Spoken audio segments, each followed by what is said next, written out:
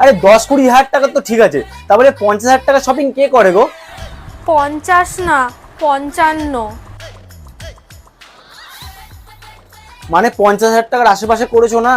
আর একটা কুর্তিও পছন্দ হয়েছিল, যদি ওটা নিয়ে নিতাম 60,000 টাকা বিল হতো। দেখো আমার কথার মানে হচ্ছে, কি মানে? মানে এখন থেকে তুমি আর 2-3 মাস কোনো শপিং করবে না। ঠিক আছে, আমি আর 2-3 মাস শপিং করতে যাব না।